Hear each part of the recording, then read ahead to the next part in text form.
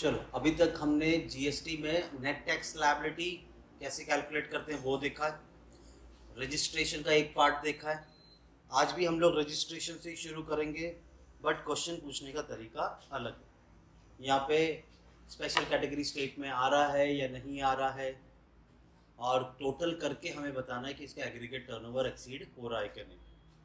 तो देखते हैं हमारा question 14th। Mister Aniket resident of Manipur a special category state. तो यहाँ पे मैंने आप लोग को ये कैटेगरी स्टेट में बताया था त्रिनामामी, मतलब त्रिपुरा, नागालैंड, मणिपुर, मिजोरम। यहाँ की लिमिट क्या थी, फिर चाहे गुड्स हो या सर्विसेज हो, 10 लाख। तो यहाँ पे देखो special category tax category state है, ये टोटल अगर 10 लाख क्रॉस हो रहा है तो ये रजिस्ट्रेशन के लिए लायबल है, नहीं तो रजिस्ट्रेशन करने की ज़रूरत नहीं है। अब यहाँ पे हर एक क्वेश्चन में मैं अलग अलग कमेंट दिया है मैंने, तो वो जो तुम्हें इजी लगे तुम वैसा कमेंट लिख देना। Provides you with the following information regarding supplies made by him, determine the eligibility for registration। अब देखो यहाँ पे ना, आपने चाहे टैक्सेबल सप्लाई किया हो, टैक्स फ्री सप्लाई किया हो, एग्जाम सप्लाई हो, एक्सपोर्ट किया हो, सब कुछ कंसीडर होगा।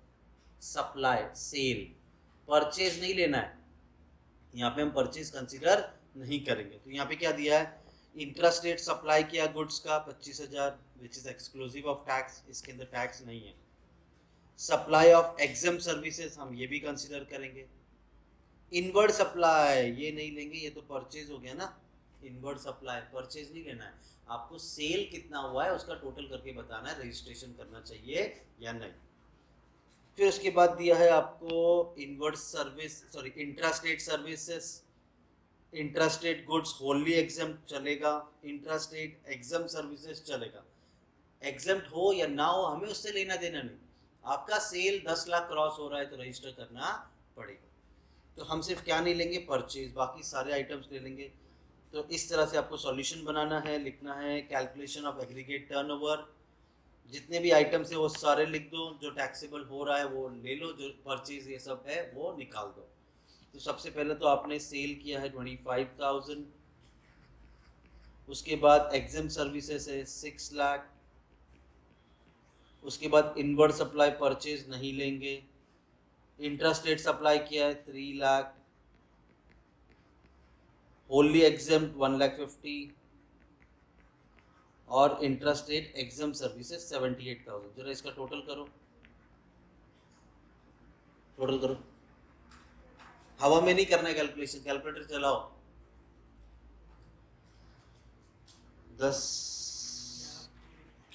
11 लाख 11,53,000। स्पेशल कैटेगरी स्टेट है, 10 लाख टर्नओवर अचीव होता है तो रजिस्ट्रेशन करना है। तुम मुझे बताओ इसका टर्नओवर हो गया है 11,53,000, रजिस्टर करना चाहिए क्या नहीं। तो आपको प्रॉपर कमेंट लिखना होगा। तो आपको लिखना होगा Aniket being resident of Manipur, जो कि स्पेशल कैटेगरी स्टेट है, he will be liable for registration अगर उसका टर्नओवर एक्सीड होता है 10 lakh. Since the aggregate turnover exceed 10 lakh, yes, exceed 10 lakh, he is required to register under GST within 30 days from crossing the limit of 10 lakh। जिस दिन 10 lakh cross हो गया 30 दिन के अंदर रजिस्ट्रेशन करना होगा। Done, simple. अच्छा, हर बार कुछ ना कुछ अलग कमेंट होगा, जो तुम्हें अच्छा लगे, इजी लगे वो लिखना। Move on to next question. अब यहाँ पे दिया है आपको mister Mukund resident of Assam. Assam आता है दूसरा स्पेशल कैटेगरी स्टेट। यहाँ पे लिमिट क्या हो जाएगी, 20 लाख की। Provides you the following information regarding supplies made by him, determine the eligibility for registration. अब यहाँ पे दिया है agriculture produce cultivated by family members, personal के लिए हो गया तो ये हम नहीं लेंगे। Intrastate supply of taxable goods, yes, किसी भी तरह का गुड्स सप्लाई किया है उसे कंसीडर करेंगे। होली एग्जाम गुड्स कंसीडर करेंगे। फिर चाहे आपने एक्सपोर्ट किया है वो भी कंसीडर करेंगे। इंट्रास्टेट गुड्स टैक्सेबल, ये टैक्सेबल भी ले लेंगे, और इंट्रास्टेट टैक्सेबल सर्विसेज भी ले लेंगे। तो चलो फर्स्ट केस में नील, 95,000 टोटल करो, 95 plus 80 plus 1,35,000 plus 8,80 and plus 2,40,000 कितना हो रहा है टोटल? 14,30,000 14,30,000। क्या इसे रजिस्ट्रेशन करना चाहिए? नहीं, क्योंकि ये आसाम 20 लाख की कैटेगरी, 20 लाख तो क्रॉस हुआ नहीं, तो देखो कमेंट भी लिखना होगा वैसे। Since the aggregate turnover does not exceed 20 lakh, Mr. Mukund is not liable for registration under GST law.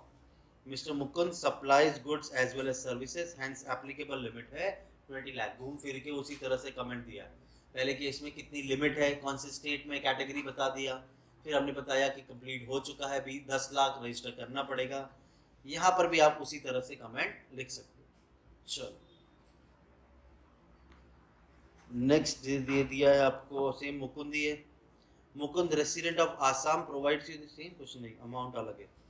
ये भी आसाम का है, तो गुड्स हो या सर्विसेज हो, आप सप्लाई कर रहे हो तो 20 लाख क्रॉस होगा तो रजिस्ट्रेशन करना पड़ेगा। Determine the eligibility for registration. Service charge with in the state हो, आउटसाइड स्टेट हो, एक्सपोर्ट हो, कुछ भी हो, कंसिडर होगा। इंट्रास्टेट टैक्सेबल गुड्स सप्लाई कर रहे हैं, सिंगापुर में एक्सपोर्ट किया है, इंट्रास्टेट गुड्स टैक्सेबल है, इंट्रास्टेट सर्विसेज है, और इंट्रास्टेट होनली एग्जेम्प्ट है, सारे कंसीडर होंगे। तो चलो इनका टोटल ले लेते हैं। 3 lakh, again 3 lakh, next is 5 lakh, next is 6 lakh, उसके बाद 4 लाख और 2 लाख, टोटल कितना? 23 लाख। हाँ, अब ये आसाम वाले का टर्नओवर 20 लाख क्रॉस हो गया है, तो रजिस्ट्रेशन करना होगा। ठीक है, तो यहाँ पे लिख दिया, since aggregate turnover exceed 20 lakh, mister Mukund is eligible for registration. Mister Mukund supply both goods and services, उसकी लिमिट होती है 20 लाख, क्रॉस किया रजिस्ट्रेशन करना होगा। चाहो तो आगे लिख दो 30 डेज के अंदर। चलो यहाँ पे दिया है, mister Sathe brothers provides the following details of transaction for their business from the state of Maharashtra during the month of October. Are they liable to get registered? चलो, इन्होंने सप्लाई किया नांदेड़, कंसीडर करेंगे। सप्लाई किया है एग्जाम गुड्स गुजरात, कंसीडर करेंगे। Taxable goods supplied to Raver Maharashtra, consider करेंगे। Inward supply मतलब purchase हो गया, ये कंसिडर नहीं करेंगे। फिर गुड्स सप्लाइड टू नंदुरबार, ये भी कंसिडर करेंगे, और सांगली में सर्विसेज प्रोवाइड किए, ये भी कंसिडर करेंगे। तो चलो, गुड्स आपने सप्लाइड किया था 3,17,500, फिर गुजरात है 2,10,000, उसके बाद है टैक्सेबल रावेर 11,50,000। ये तो 50,000, देखो ये वाला स्टेटमेंट ही नहीं लिखा है, नहीं लिखा, नहीं आ रहा है तो मत लिखो, तो भी चलेगा, या तो लिख के डैश कर दो। उसके बाद है 3,50,000 and then last is 1,75,000। Total कितना हुआ है? कैसे 2,000? स्टार्टिंग में 500 है, 3,17,500, 3,17,500 plus 2,10,000 plus 11,50,000 plus 3,50,000 plus 1,75,000, 22,02,500।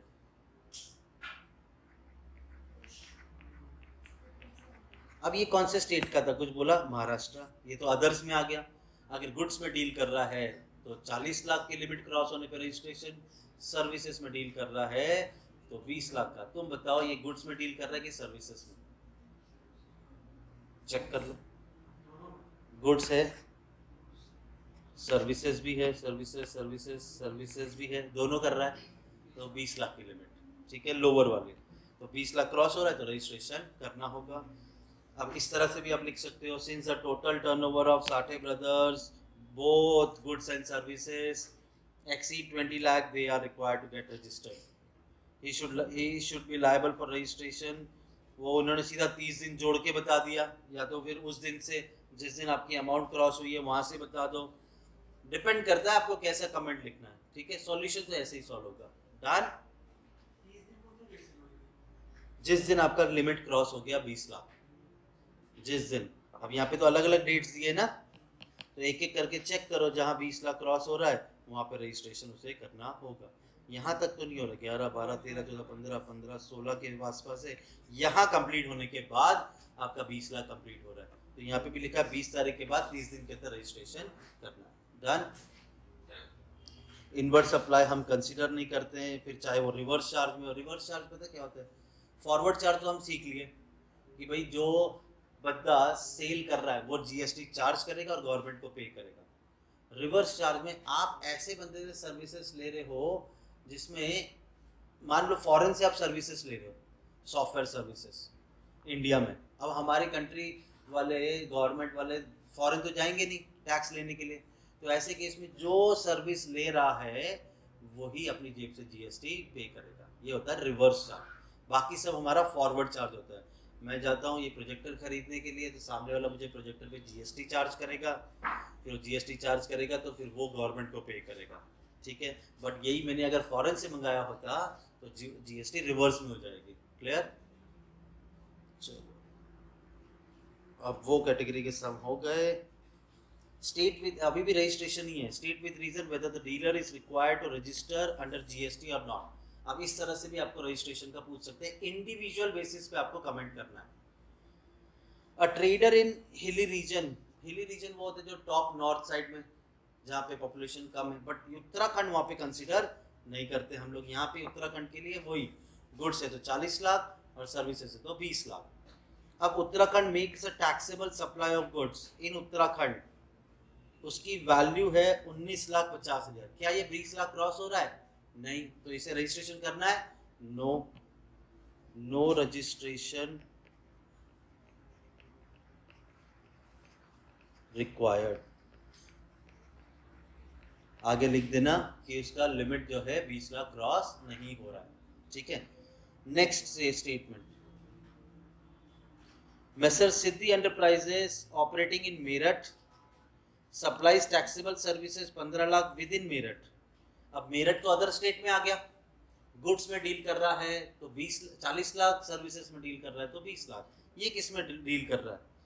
Taxable services. ये क्या प्रोवाइड कर रहा है? सर्विसेज। 20 लाख क्रॉस हो गया तो रजिस्ट्रेशन करना होगा। क्या इसका 20 लाख क्रॉस हुआ? नहीं। इसका टोटल अमाउंट कितना है? 15 लाख, तो नो रजिस्ट्रेशन रिक्वायर्ड। आगे लिख देना, supply of services does not exceed ₹20 lakhs। Clear? आगे, mister Roger Bond a non resident person, India का नहीं है। अरे non resident person, casual taxable person, ये सुन लो क्या है। नॉन रेसिडेंट पर्सन अगर इंडिया में आता है बिजनेस करने के लिए, तो बिजनेस करने के 5 दिन पहले उसे रजिस्ट्रेशन करना होगा, तो ही वो इंडिया में बिजनेस कर सकता है। 90 डेज का रजिस्ट्रेशन मिलेगा सिर्फ, और एडवांस में आपको टैक्स भरना होगा। अगर 90 डेज खत्म हो जाते आपको और बिजनेस करना है, आपको दोबारा से रजिस्ट्रेशन करना होगा, फिर से 90 डेज का रजिस्ट्रेशन मिलेगा, एडवांस में आपको टैक्स भरना होगा। ऐसे लोग जो फॉरेन से इंडिया आएंगे बिजनेस करके भाग जाएंगे, इसके लिए इन लोग को कंपलसरी किया है कि आपको पहले ही रजिस्ट्रेशन करना होगा। Now what is casual taxable person? Non resident समझा, कैजुअल टैक्सेबल पर्सन। मेरा बिजनेस मुंबई में है, दिल्ली में एक बहुत बड़ा एग्जीबिशन लगा है, हमारा प्रोडक्ट है ज्वेलरी प्रोडक्ट्स, आर्टिफिशियल ज्वेलरी। अब वहाँ पे एग्जीबिशन लगा है, मैं मुंबई से जाता हूँ वहाँ पे एग्जीबिशन में अपना प्रोडक्ट सिर्फ डिस्प्ले करता हूँ, बेच नहीं रहा हूँ, तो मैं कैजुअल टैक्सेबल पर्सन नहीं हुआ। लेकिन अगर मेरा पर्पस है वहाँ पे जाके एग्जीबिशन में अपने प्रोडक्ट को बेचना, तो मैं कैजुअल टैक्सेबल पर्सन हो गया, क्योंकि दिल्ली में मेरा रजिस्ट्रेशन नहीं है। मुझे टेम्प्ररी रजिस्ट्रेशन लेना पड़ेगा, 90 डेज एडवांस में टैक्स भरना होगा। तो सेम कंडीशन जो कैजुअल टैक्सेबल पर्सन का, वही नॉन रेसिडेंट का। कैजुअल टैक्सेबल पर्सन दूसरे स्टेट में जाके बिजनेस करना चाहता है, उसका वहाँ पे रजिस्ट्रेशन नहीं है, तो टेम्प्ररी रजिस्ट्रेशन लेना है। फॉरेनर आके इंडिया में बिजनेस कर रहा है, उसके पास रजिस्ट्रेशन नहीं है, तो टेम्प्ररी रजिस्ट्रेशन आपको लेना पड़ेगा। समझा कि नहीं समझा? हाँ हाँ हाँ, ऑब्वियसली एक स्टेट का बंदा दूसरे स्टेट में, अगर किसी और कंट्री का बंदा है तो एनआरआई के केस में गिर गया हो, ठीक है।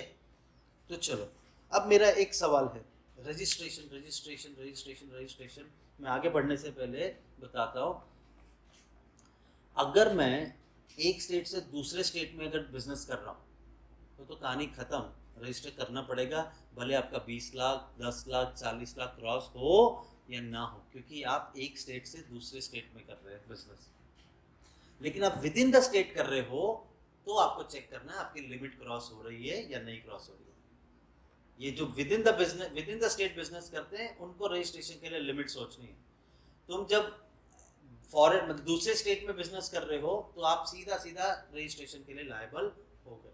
दूसरा, ई कॉमर्स बिजनेस। अब ई कॉमर्स बिजनेस मतलब मैं अमेजोन पे अपने प्रोडक्ट को लिस्टिंग किया, वहाँ पे बेचता हूँ। क्या लगता है मुझे सिर्फ मुंबई महाराष्ट्र से ऑर्डर आएगा कि पूरे इंडिया से ऑर्डर आ सकता है?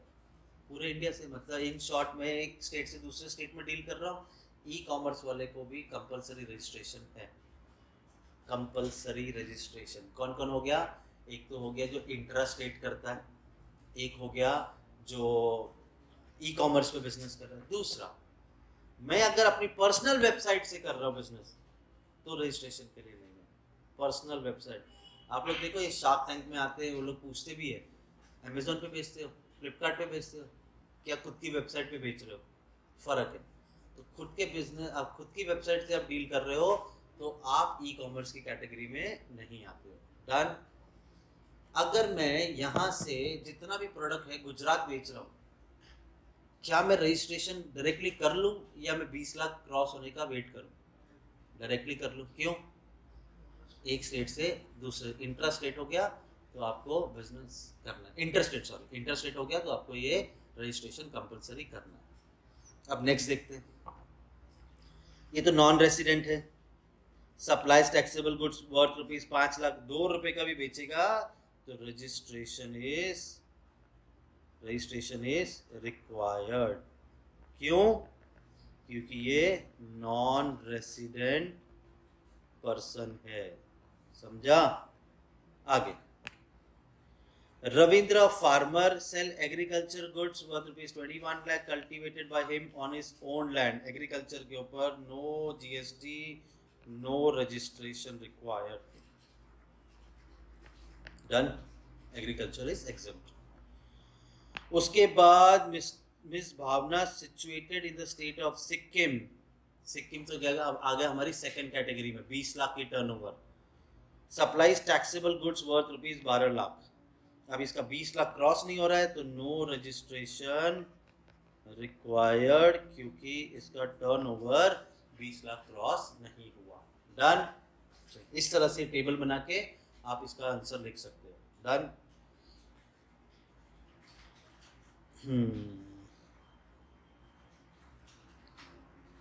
अब देखो क्या पूछे। From the following information given to you, Mr. Beam compute the value of taxable services of goods and services tax payable for the month। आपको tax payable भी ढूंढना है और उसकी value of taxable services। अब इनमें कौन सी taxable है, कौन सी नहीं taxable है? देखो ऐसी तो बहुत बड़ी लिस्ट है, मैं आपको आंसर सॉल्व करते करते साथ में बता दूंगा और लास्ट में आपको एक लिस्ट भी दे दूंगा, आप गो थ्रू कर लेना एग्जाम से पहले।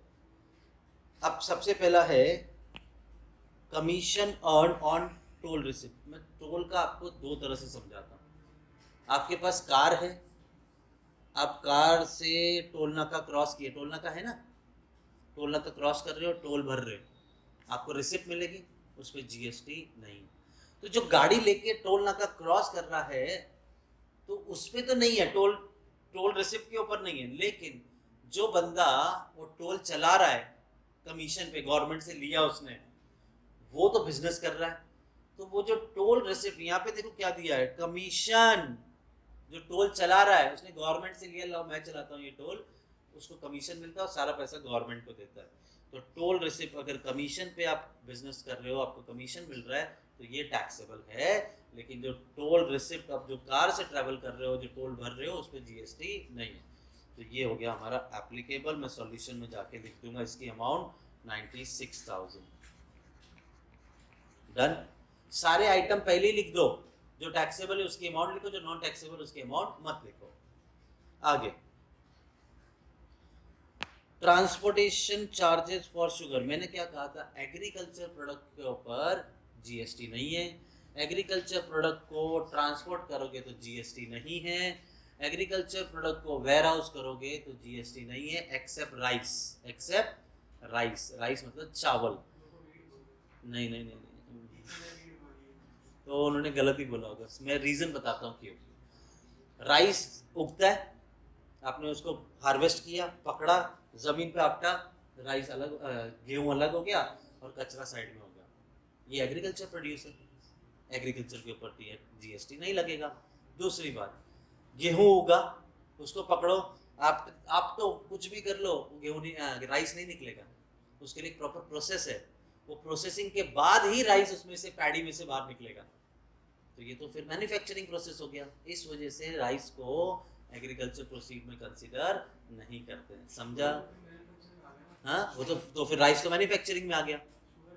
शुगर भी आ जाएगा, क्योंकि शुगर तो उगता नहीं है, वो गन्ना उगता है, उसको जूस निकाल के आप गुड़ बनाते हो या आप शुगर बनाते हो, तो ये तो आपका प्रोडक्ट हो गया कमर्शियल। ठीक है, ये तो एग्रीकल्चर प्रोडक्ट नहीं है, तो ये टैक्सेबल हो जाएगा। समझा है कि नहीं समझा, पहले ये बताओ। ठीक है, तो आपका ट्रांसपोर्टेशन ऑफ शुगर 48,000 टैक्सेबल है। आगे third, service of transport of passenger by ropeway. पहले होता था टैक्सेबल, अब ये टैक्सेबल नहीं है। अच्छा, पहले दो चीजें टैक्सेबल होती थी। एक पहाड़ से दूसरे पहाड़, हिली रीजन पे जाओगे तो वो रोप से, एक नीचे मशीन होती है उसके अंदर बैठते हो, वो एक रोप से दूसरे रोप से आपको पहुंचाते हैं, ट्रैवल कराते हैं। पहले माफ था, क्यों? हिली रीजन था, कमाने दो। अब उधर हो तो लोग एडवेंचर के लिए जाने लग गए, तो ये शौक तौर पे है, कोई चीज़ है तो उसके ऊपर तो जीएसटी लगाएगी। दूसरा, पहले सर्कस होता था, कोई भी गार्डन पे मंडप बांध के सर्कस चालू करते थे, पहले सर्कस भी माफ था, अब तो सर्कस पे भी जीएसटी लगेगा।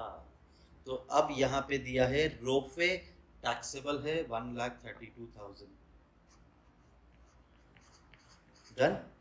Next, courier service. Courier service तो प्योर बिजनेस है, ये माफ क्यों होगा? ये तो टैक्सेबल है 1,44,000, तो कोरियर सर्विस 1,44,000 टैक्सेबल। फिर ये क्या कर रहा है? ट्रांसपोर्टेशन और ट्रांसपोर्टेशन चार्जेस फ्रेट कलेक्टेड पर ट्रिप। एक ट्रिप अगर 1500 से कम है तो जीएसटी नहीं लगेगा, 1500 से ज़्यादा है तो जीएसटी लगेगा। ये आपका पर ट्रिप कितने का था? 1200। 1500 से कम है ना, तो जीएसटी नहीं लगेगा पूरी अमाउंट के ऊपर। आपने एक एक ट्रिप 1500 से नीचे किया है, ये अमाउंट कितना था? 72,000। पूरा टैक्सेबल नहीं, पूरा माफ़ हो जाएगा। क्यों माफ़ हो जाएगा? क्योंकि 1500 से नीचे का पर ट्रिप है। आगे, coaching of MBA entrance exam. ये कोचिंग वाले तो प्योरली बिजनेस है, तो इसके ऊपर तो टैक्स जीएसटी लगेगा 28,000। फिर आपको दिया है commission from acting as a commission agent for consumer goods. अगर मैं एज अ एजेंट बन के एग्रीकल्चर प्रोड्यूस सप्लाई कर रहा हूँ तो जीएसटी नहीं लगेगा, लेकिन कंज्यूमर गुड्स में अगर सप्लाई कर रहा हूँ एज अ एजेंट तो जीएसटी लगेगा, विच इज 36,000। अरे जितने क्वेश्चन मैंने लिए ना, इसमें जो जो नहीं टैक्सेबल है उसकी एक लिस्ट बना लेना, इसके अलावा कुछ नहीं पूछ सकते वो लोग। क्या ही पूछ लेंगे, कहाँ से ढूंढ के लाएंगे? हमने सब आइटम कवर कर लिया जिसके ऊपर, जिसको कैलकुलेशन में नहीं लेना है, which is not taxable. Done. चलो, 7th हो गया। 8th, royalty from permanent transfer of trademark. ये सेल ऑफ ट्रेडमार्क है, सेल बिजनेस किया है, टैक्सेबल है 24,000। उसके बाद बोला है carried out certain process job work which do not amount to manufacture. Manufacturer को, मैंने जॉब वर्क पे काम लिया है जिसका टैक्स मैन्युफैक्चरर को नहीं लगेगा, तो ऑब्वियस सी बात है मुझे एप्लीकेबल है, विच इज 84,000। नेक्स्ट दिया है आपको commission from acting as a clearing and forwarding agent. Clearing forwarding pure business, तो आपका 1,20,000 टैक्सेबल। कमीशन एंड ऑफ और acting as a commission agent, लेकिन कौन सा प्रोडक्ट है? एग्रीकल्चर प्रोड्यूस है, तो इसके ऊपर टैक्स नहीं लगेगा। फिर आपको बोला है toll receipt from highway of Mumbai to Pune. Toll receipt है, मैं ट्रैवल का, इस पे नहीं लगता है कमीशन। जो टोल वाला है, जो कमीशन पे टोल चला रहा है, उसको जीएसटी लगेगा। हमारी टोल की पावती के ऊपर जीएसटी नहीं होता है। तो ये हो गया एग्जेम्प्ट। डन। जरा फटाफट टोटल करो।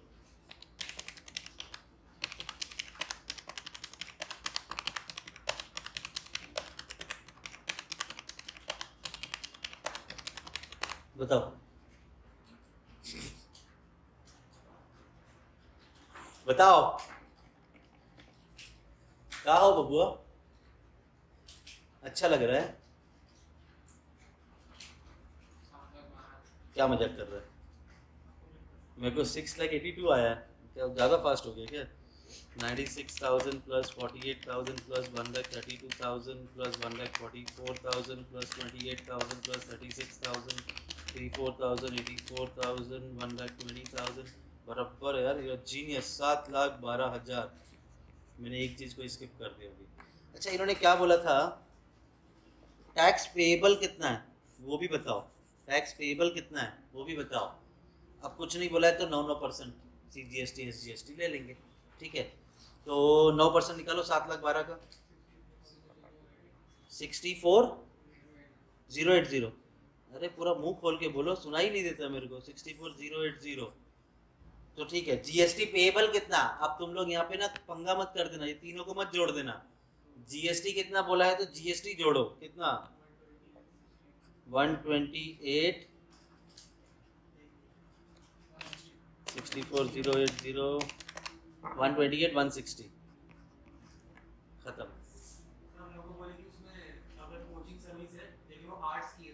अरे आर्ट्स कल्चर, फिर वो कथक भरतनाट्यम, अरे ये तो देश का गौरव है, इसके ऊपर नहीं लगेगा।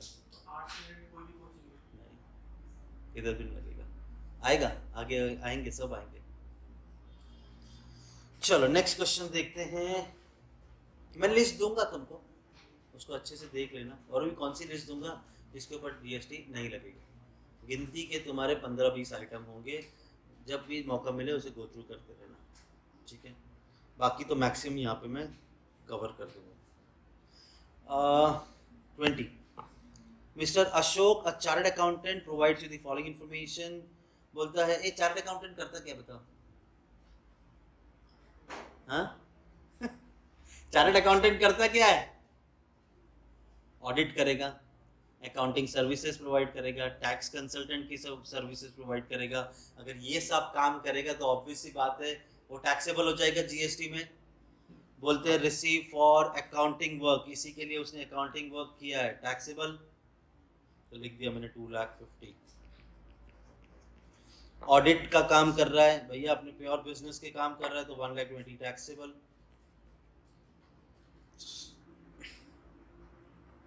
Receive rent from Raju for renting commercial shop. अब जरा ध्यान देना, तुम लोग को लास्ट सेम में डायरेक्ट टैक्स था। डायरेक्ट टैक्स मतलब इनकम के ऊपर टैक्स। उसमें एक टॉपिक था इनकम फ्रॉम हाउस प्रॉपर्टी। अच्छा, वो हाउस प्रॉपर्टी मतलब मैंने मेरा घर भाड़े पे दिया, भाड़े पे दिया रहने के लिए, रेसिडेंट के लिए, तो डायरेक्ट टैक्स। बिजनेस करने के लिए किसी को मैं अपनी जगह भाड़े पे दूंगा तो GST लगेगा। कमर्शियल, ये तो कमर्शियल पर्पस के लिए उसने जगह दिया है, रेंट कमा रहा है, GST लगेगा। कौन है वो कुर्सी इतना हिला रहा है? चलो आगे। Salary earning for working as a lecturer in RAS degree college.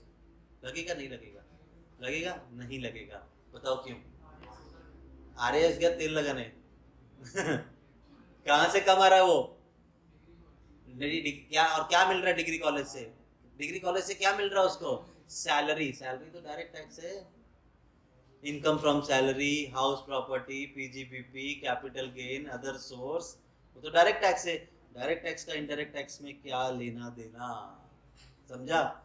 आगे हाँ, कमीशन होगा, ऑनरेरियम होगा, तो ऑनरेरियम तो अदर सोर्स चले जाएगा, ठीक है?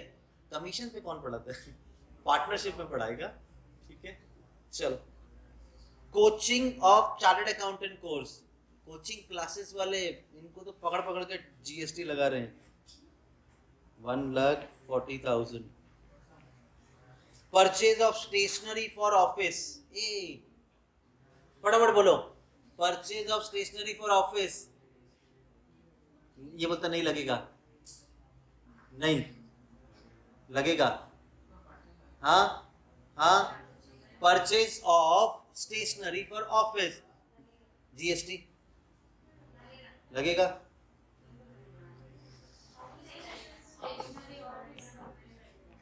परचेज है भैया।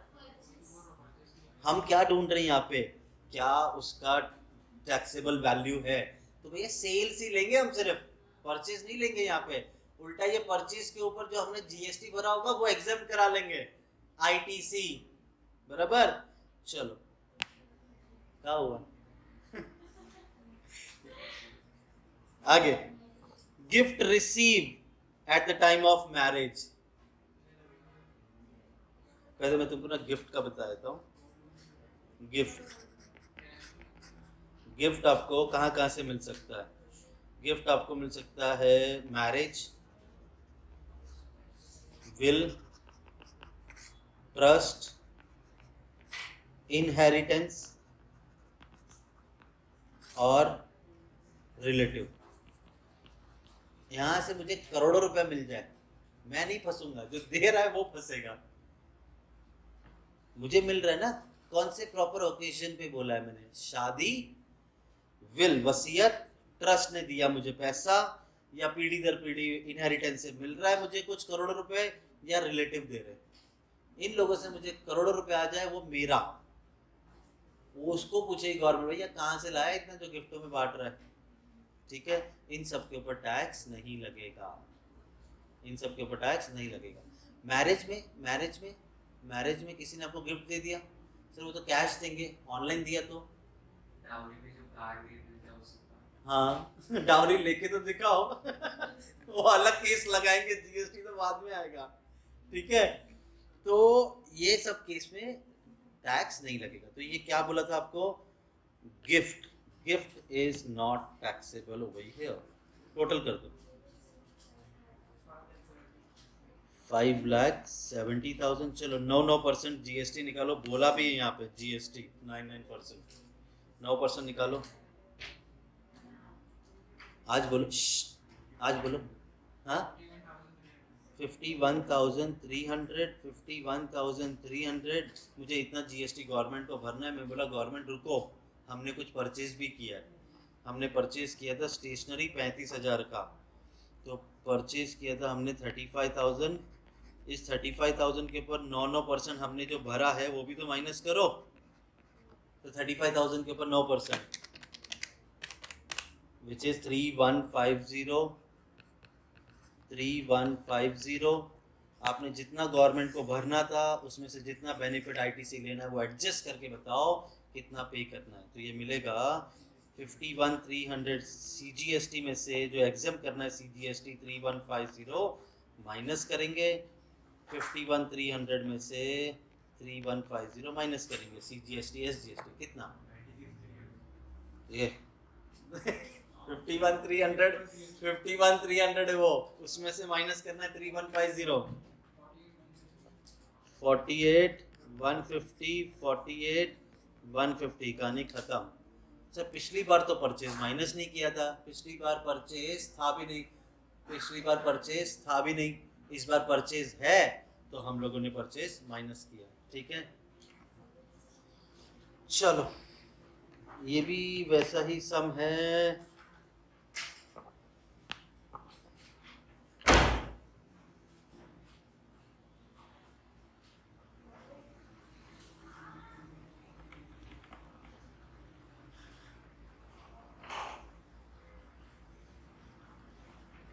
शुरू करें रख दे उसको साइड में, कोई ना। चलो नेक्स्ट दिया है messrs Kavita and sons, property dealer है, provides the detail from the, ठीक है। बताओ इसमें से क्या क्या है क्या नहीं है। एक नजर घुमाओ ना जरा, सातों आइटम पे कोई परचेज है क्या।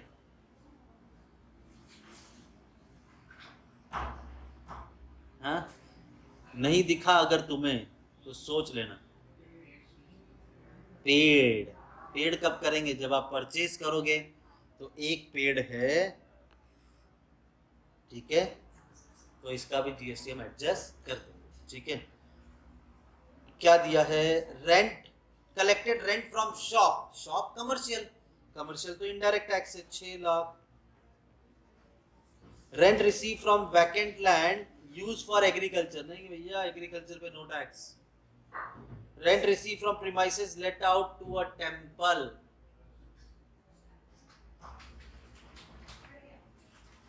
बाद rent receive from premises let out to a temple, ध्यान देना अभी ये कॉन्सेप्ट को ध्यान से सुनना।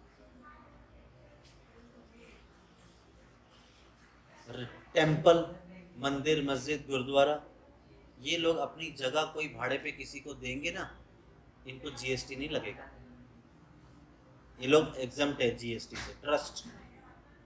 लेकिन हम, मेरी कोई प्रॉपर्टी बाजू में है, वो मैं भाड़े पे दूं, फिर चाहे किसी को भी दूं, जीएसटी लगेगा। यहाँ पे हो क्या रहा है, कविता एंड सन्स ने rent receive rent from premises let out to temple, किसी को भी दो, जीएसटी इसको लगेगा, which is 1,50,000। Next, rent receive from land use for Mona circus, अब तो सर्कस के ऊपर टैक्स लगता है 7,50,000। पेड स्टेशनरी बाहर, rent receive from storing what, agriculture produce, agriculture produce के ऊपर फिर चाहे उसे स्टोर करो, ट्रांसपोर्ट करो, बेचो, नहीं लगेगा GST. Rent receive from residential house, भैया ये तो डायरेक्ट टैक्स है, इनडायरेक्ट टैक्स में नहीं आएगा। चलो टोटल करो, कितना, 15 लाख, क्या बात है, कैसे 6 7 7 7 14 15 लाख बराबर कौन था, 1,50,000, 15 लाख 9% निकालो इसके ऊपर, और वो जो परचेज किया स्टेशनरी 1,35,000 है 9%, 1,35,000, 1,35,000। आपने जो स्टेशनरी खरीदा वो 4,75,000 का था, 4,75,000 के ऊपर 9% कितना, 42,750, 42,750।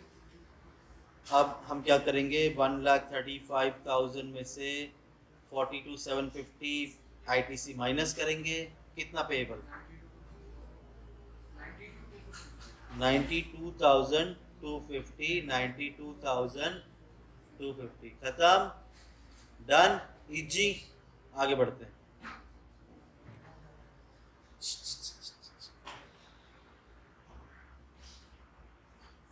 Mister Shankar, a cost accountant, CMA वाले, provides you with the following information.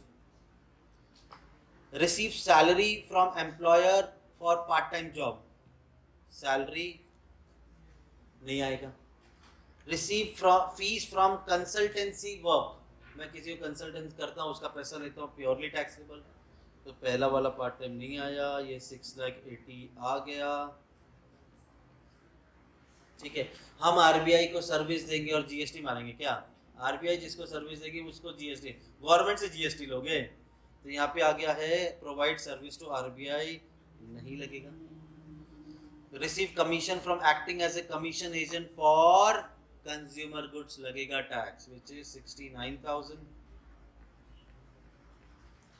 Remuneration received from providing coaching to student, remuneration received for providing coaching to student, coaching provide कर रहे हो तो ये तो आ गया टैक्सेबल, कॉलेज स्कूल में थोड़ी ना सैलरी ले रहे हो आप, किसी को पढ़ाने का पैसा ले रहे हो। फोटोग्राफी चार्जेस रिसीव, लो भाई फोटोग्राफी भी करता है ये 90,000। और जो पेड है, rent for office, paid rent, paid है ना, पेड का तो एग्जाम मिल जाएगा। चलो 9% पहले टोटल करो, 9,59,000, 9,59,000 का 9%, 26,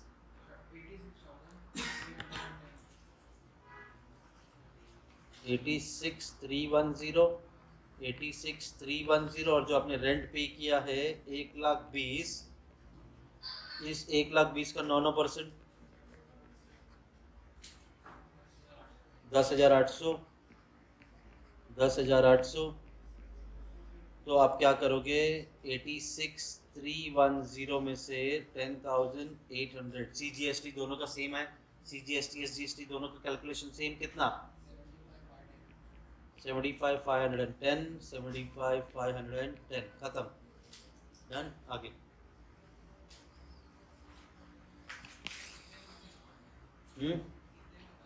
सात सात मार्क के साथ, 7 मार्क 8 मार्क। आगे बढ़ते हैं। Mr. Rakesh, a part-time teacher in Kalyan, Maharashtra. He provides the following particulars for the month September 20. Receive fees for tuition. School में पढ़ाने का पैसा नहीं है, ट्यूशन ले रहा है, ये तो टैक्सेबल है। 1,30,000।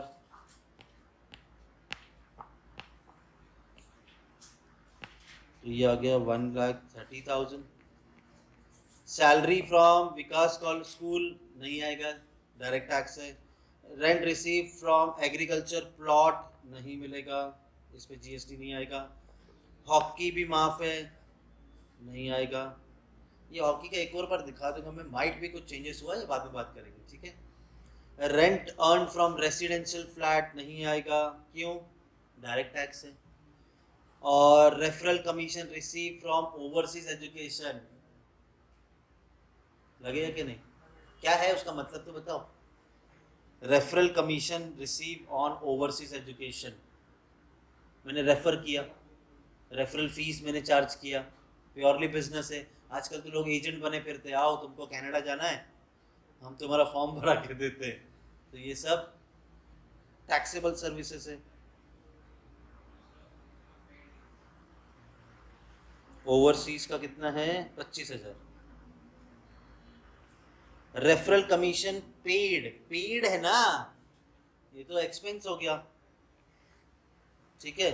तो चलो एक्सपेंस जो पेड है उसका बेनिफिट ले लेंगे। टोटल है 1,55,000।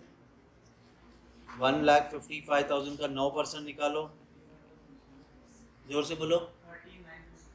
13,950, 13,950। और ये रेफरल आपने पेड किया था 11,000, 11,000 का 9%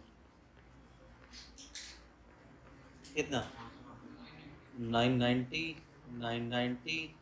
तो 13,950 में से 990 माइनस 12,960, 12,960।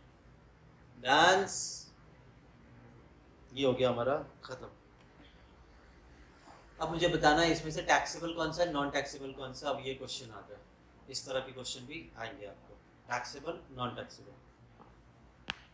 तो कुछ नहीं करना है, जितने आइटम दिए हैं पहले लिख दो, 2 कॉलम बना दो। अब ये तो धीरे धीरे आपको ऐसे ही साथ में समझा पाऊंगा, ठीक है।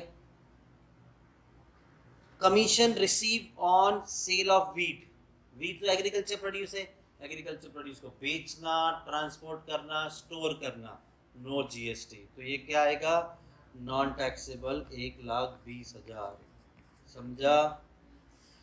Professional advice to a friend, free में जो आता है उसके ऊपर टैक्स नहीं लगता है,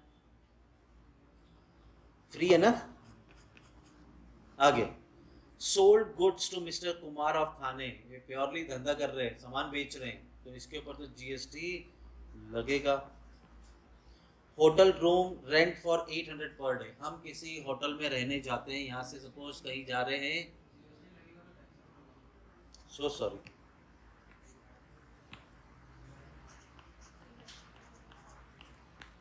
होटल रूम का सुन लो।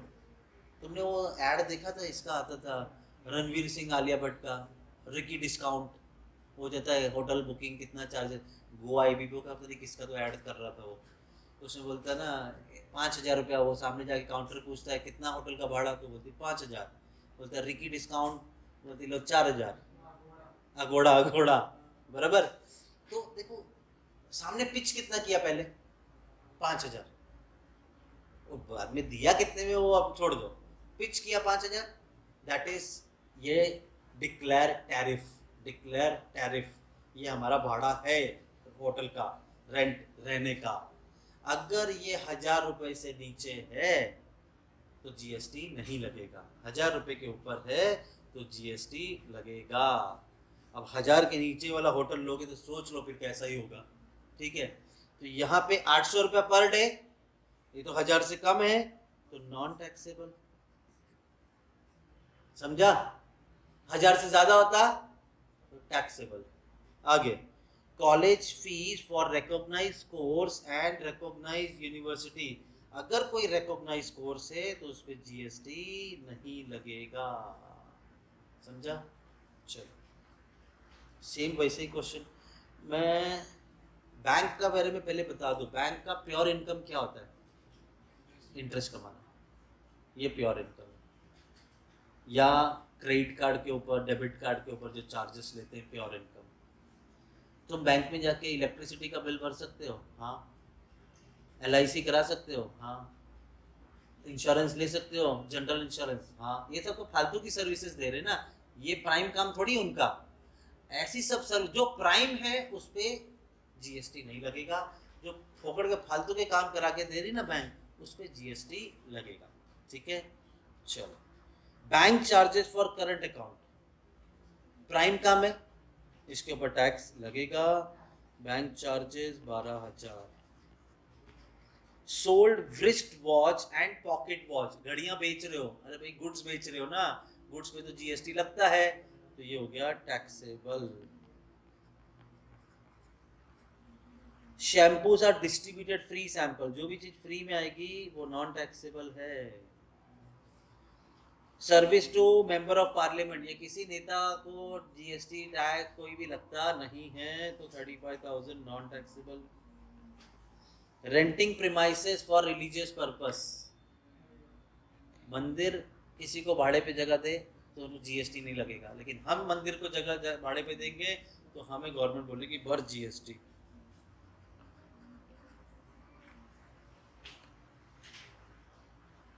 ये लो, इधर लिख भी दिया, तुम्हारे याद के लिए रहेगा।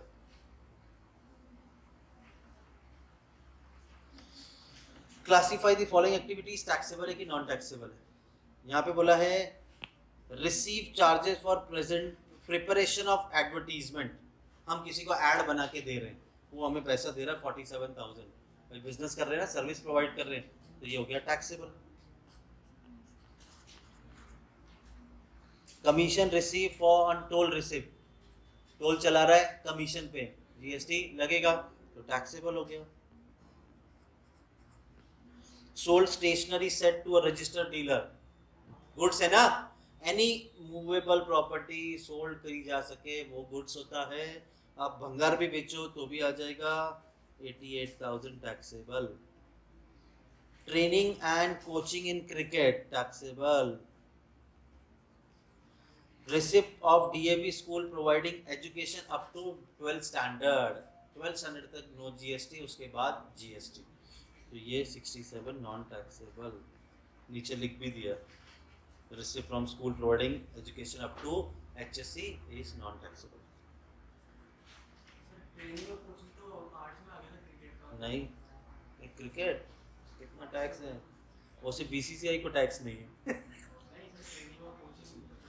अगर कोई कल्चरल आर्ट होता तो मैं एग्जाम कर देता, कल्चरल आर्ट एक्टिविटी होनी चाहिए। स्पोर्ट्स है बट क्रिकेट नहीं। मैं हॉकी का जो बोला था वो मैं एक बार आपको कंफर्म करा दूंगा। अब building let out to RBI, इसका अगर सही जवाब दे दिया तो मान जाऊंगा मैं तुमको। ये बोलता लगेगा, नहीं लगेगा। हाँ भाई साहब, हाँ, ये क्या जवाब है ऐसे? नहीं लगेगा, लगेगा, लगेगा। RBI क्या भाड़ में, RBI क्यों पढ़ रहे हो? एक्टिविटी क्या हो रही है? लेट आउट, भाड़ा कमा रहे हैं। RBI क्या रहने आएगा उधर जो डायरेक्ट टैक्स होगा? RBI को हमने हमारी कोई जगह दी है, उसको अच्छी लगी, उसने ले ली भाड़े पे, हम कमा क्या रहे? भाड़ा। तो रेंट आपका टैक्सेबल हो जाएगा कमर्शियल पर्पस के लिए। टेक्निकल असिस्टेंस प्रोवाइड कर रहे हैं, प्योरली सर्विसेज दे रहे हैं, टैक्सेबल है।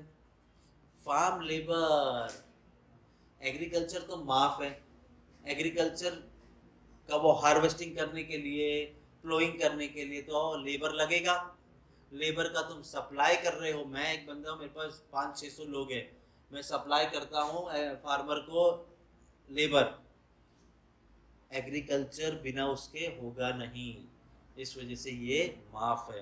तो लेबर 2,50,000 फार्म लेबर एग्जाम। लेकिन अगर मैं 500-600 बंदे बिल्डिंग बनाने के लिए बंदे दे रहा हूँ तो लगेगा कमर्शियल बिजनेस हो गया। ठीक है, आगे professional fees receive by hospital, माफ कर दो इसको।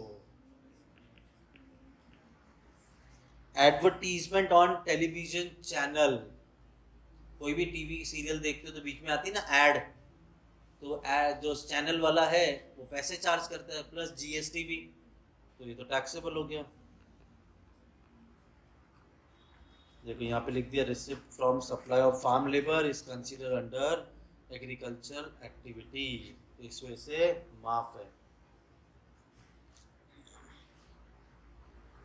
हो गया भाई। अब मैं ना कुछ और सिखाने से पहले तुम्हें कंपोजिशन स्कीम समझा देता हूँ। अभी तक तुम मुझे बताओ जितने भी क्वेश्चंस देखे, कौन से रेट ऑफ जीएसटी देखे तुमने अभी तक? 18% देखा है, ठीक है, 12 देखा है, 5% देखा है, 28% देखा है, बराबर ना। अब एक बिजनेसमैन है, वो बोलता है भाई मेरा तो छोटा सा बिजनेस है, मुझे कहाँ ये 28, 12, 14 पे फंसा रहे हो, मेरे पल्ले नहीं पड़ता ये, मुझे कंपोजिशन स्कीम दो। कंपोजिशन स्कीम चाहिए तो हमने बोला भैया आपका टर्नओवर 1.5 करोड़ से कम होना चाहिए। दूसरा, आपका business with in the state होना चाहिए, तो हम आपको कंपोजिशन स्कीम अलाउ करेंगे।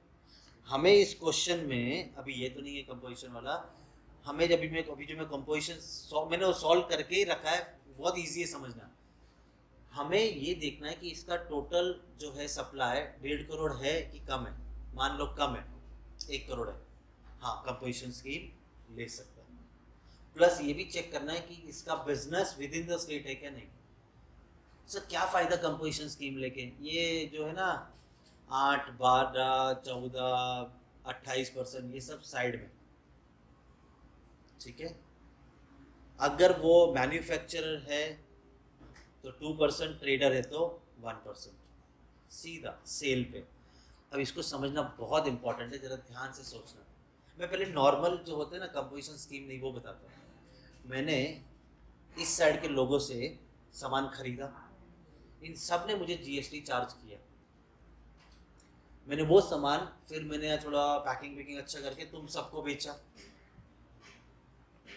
मैंने तुमसे जीएसटी चार्ज किया। जैसे मैंने तुमसे जीएसटी चार्ज किया, गवर्नमेंट रेडी बैठी मेरे से पैसा लेने को। मैं पैसा देने से पहले बोलूँगा रुको गवर्नमेंट, उन लोगों ने मेरे से बहुत जीएसटी चार्ज मारा है, मुझे आईटीसी लेने दो, बाकी का मैं पे करता हूँ। अब मैं कंपोजिशन स्कीम वाले के हिसाब से बताता हूँ। मैं कंपोजिशन स्कीम, मैं इनसे सामान खरीद रहा हूँ, ये जीएसटी चार्ज मार रहे मुझे, मैं इसका बेनिफिट ही नहीं ले पाऊँगा। क्यों? क्योंकि मैं कंपोजिशन स्कीम वाला हूँ, मुझे ये बेनिफिट लेने मिलेगा नहीं। तुम बोलोगे तो नुकसान है, भाई वो उसकी मगजमारी जिसको चाहिए कंपोजिशन स्कीम, हम तो नहीं ना बोले ले लो, लेकिन उसका जो बर्डन है कैलकुलेशन वो सबका वो हट गया। अब मैं कंपोजिशन स्कीम वाला हूँ, ये तो बेनिफिट नहीं ले सकता परचेज का। मैं जब तुम्हें सेल कर रहा हूँ, मैं तुम्हारे बिल पे जीएसटी नहीं लगा सकता, मैं तुम्हारे बिल पे जीएसटी नहीं लगा सकता। तो सर अभी तो आपने बोला कंपोजिशन स्कीम 2% या 1% में आएगा, वो जो 2%, 1% है वो अपनी जेब से मैं भरूंगा गवर्नमेंट को, तुमको नहीं चार्ज कर सकता। समझ गया? कंपोजिशन हो गया खत्म, कंपोजिशन क्लियर। चलो देखते हैं कंपोजिशन के कुछ क्वेश्चन, बड़े सिंपल से है। ये ऑरेंज कलर में है क्वेश्चन, ये है ग्रीन कलर में सॉल्यूशन, कहानी खत्म। ठीक है, ये रहा, देखो कुछ भी नहीं है कंपोजिशन स्कीम में। ये रहा ट्रेडिंग कंसर्न, ट्रेडर तो 1% जीएसटी लगेगा, 0.5 सीजीएसटी, 0.5 एसजीएसटी, हो गया 1%। ठीक है, Gayatri limited trading concern in Maharashtra is a registered dealer and wants to opt for composition scheme, ये कंपोजिशन स्कीम लेना चाहती है, हम इसको बताएंगे ये कंपोजिशन स्कीम ले सकती है या नहीं। It furnish with you with the following information for the year 21-22. Kindly advise, are they eligible to opt composition scheme? हम तो वो 1.5 करोड़ क्रॉस हो रहा है कि नहीं हो रहा उसके हिसाब से बताएंगे। इफ यस, अगर वो कंपोजिशन स्कीम ले सकते हैं, 1.5 करोड़ से कम है, calculate the composition tax liability 0.5%, 0.5% मतलब 1%। The breakup of the supplies as follows, उसने इंट्रा स्टेट सप्लाई किया है, मतलब within the state, intra intra intra intra within the state कर रहा है, कंपोजिशन स्कीम ले सकता है अगर 1.5 करोड़ से कम है तो। इंट्रा स्टेट एग्जाम किया है 13 लाख का, लो कैलकुलेटर लो 13 लाख। फिर उसके बाद में इंट्रा स्टेट टैक्सेबल गुड्स है 9.5 लाख ऐड कर दो। फिर टैक्सेबल गुड्स है सप्लाई किया है 3,45,000 ऐड कर दो। ये इनवर्ड है, ये नहीं लेंगे, तो परचेज है ना, इनवर्ड सप्लाई नहीं लेंगे। और इंट्रा स्टेट सप्लाई किया 10 लाख, 10 लाख भी जोड़ दो, कितना हो गया, मैच हो रहा है 35,95,000, यही है। क्या बताओ ये कंपोजिशन स्कीम ले सकते क्या नहीं, जल्दी बोलो, ले सकते क्या नहीं, ले सकते। 1.5 करोड़ से कम है, टोटल टर्नओवर उसका 1.5 करोड़ से कम है, कंपोजिशन स्कीम ले सकते हैं, बराबर। तो लिखो, देखो the aggregate turnover Mrs. Gayatri is 35,95,000 which is less than the threshold limit of 1.5 crore, so they are eligible to opt for composition scheme। मैंने ए का आंसर दे दिया, ए पूछा था कंपोजिशन स्कीम ले सकते क्या नहीं, हाँ ले सकते। दूसरा, टोटल कंपोजिशन टैक्स लायबिलिटी कितनी आई थी 35,95,000, इसके ऊपर 0.5 0.5 आ गया, तो टोटल कर दिया इन दोनों का, तो 1% आपकी टैक्स लायबिलिटी बनी 35,950, हो गया खत्म।